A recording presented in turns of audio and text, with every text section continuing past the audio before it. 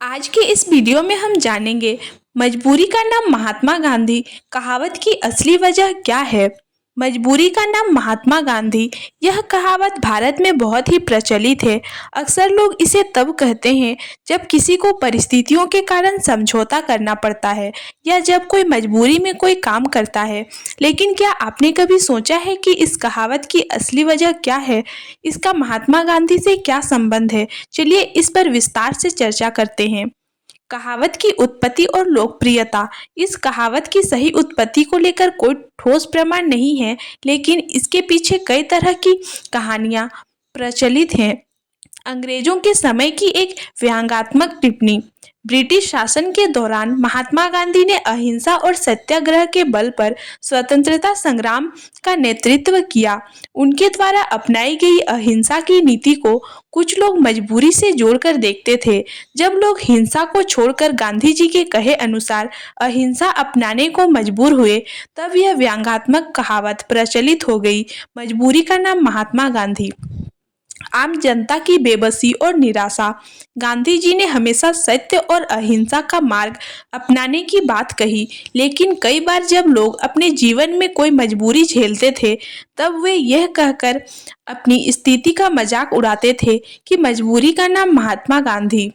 यानी जब किसी के पास कोई दूसरा विकल्प ना हो, तब वह गांधी जी की तरह सहनशीलता और अहिंसा को मजबूरी में अपना लेता था। स्वतंत्रता संग्राम के दौरान भारतीयों की मनोदशा।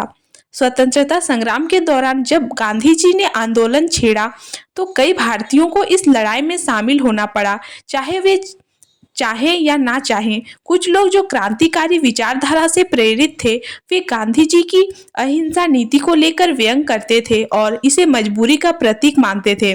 कहावत का वर्तमान समय में उपयोग। आज के समय में यह कहावत अक्सर तब कही जाती है जब कोई व्यक्ति मजबूरी में कोई काम करने को बाध्य हो जाता है, जैसे आर्थिक मजबूरी। यदि कोई व्यक्ति नौकरी छोड़ना चाहता है, लेकिन पैसे की जरूरत के कारण वह ऐसा नहीं कर सकता, तो वह कहता है, क्या करे, मजबूरी का नाम महात्मा गांधी। राजनीतिक मजबूरी। जब कोई नेता किसी समझौते के लिए विवश हो जाता है, तो भी यह कहावत कही जाती है। सामान्य जीवन में जब कोई व्यक्ति हालात से समझौता करने को मजबूर होता है, तो भी यह कहावत प्रचलित रूप से प्रयोग की जाती है। गांधी जी की विचारधारा और मजबूरी से उनकी असहमति। यह समझना जरूरी है कि महात्मा गांधी कभी भी मजबूरी के पक्षधर नहीं थे। वे हमेशा आत्मनिर्भरता और आत्म बलिदान की बात करते थे। वे किसी भी परिस्थिति में सत्य और अहिंसा पर अडिग रहने की सलाह देते थे। गांधी जी के अनुसार मजबूरी में किया गया काम कभी भी स्थायी समाधान नहीं होता। सत्य और अहिंसा किसी मजबूरी का नहीं, बल्कि आत्मबल का प्रतीक है।